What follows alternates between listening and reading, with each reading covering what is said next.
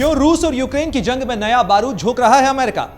कौन सी नई मिसाइलों से यूक्रेन को लैस करेगा ब्रिटेन? जर्मनी के अमेरिकी बेस से ज़ेलेंस्की ने क्या कहा?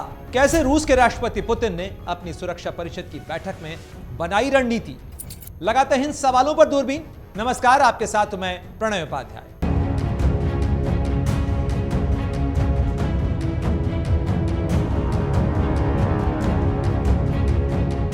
यूक्रेन की राजधानी कीव में जहां महज कुछ रोज पहले भारत के प्रधानमंत्री नरेंद्र मोदी ने युद्ध रोकने और शांति के लिए बातचीत की अपील की थी, मोदी से मुलाकात के बाद उसी कीव से यूक्रेन के राष्ट्रपति व्लादिमीर ज़ेलेंस्की पहली बार देश से बाहर निकले और पहुंचे रामस्टेन एयरबेस, जो जर्मनी में अमेरिकी फौज का ठिकाना है। इस बेस पर शुक्रवार को बैठक हुई यूक्रेन डिफेंस कॉन्टैक्ट ग्रुप की, जो राष्ट्रपति ज़ेलेंस्की के लिए नई फौजी मदद का ऐलान करने के लिए बुलाई गई थी।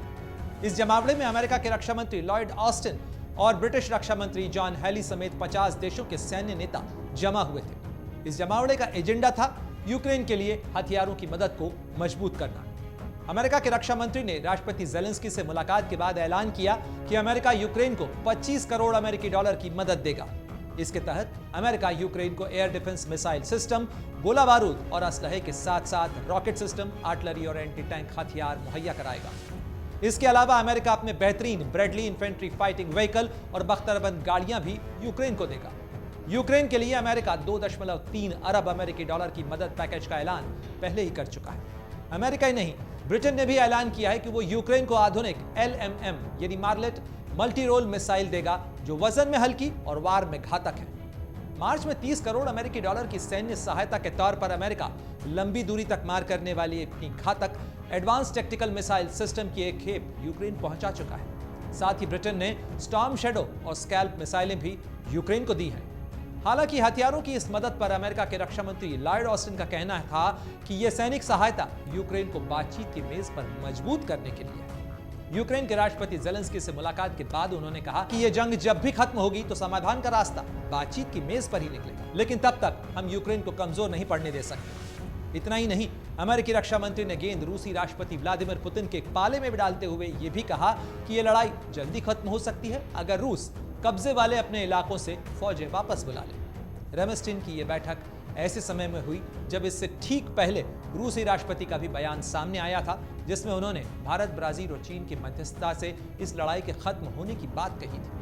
इससे पहले पुतिन भी अपना शांति प्रस्ताव दे चुके हैं, जिसमें उन्होंने आक्रामक कार्रवाई रोकने और फौजें लौटाने की जवाबदेही यूक्रेन पर डाली थी। जाहिर तौर पर यह लड़ाई जमीन से ज्यादा नाक की है, इसीलिए कोई भी झुकने और फिलहाल रुकने को तैयार नहीं।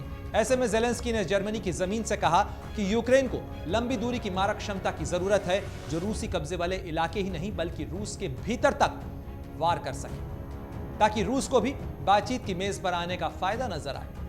यूक्रेन के राष्ट्रपति ज़ेलेंस्की ने अमेरिका और पश्चिमी देशों से लंबी दूरी तक मार करने वाले advance tactical missile system, storm shadow, scalp जैसी मिसाइलों की नई खेप भी मांगी है।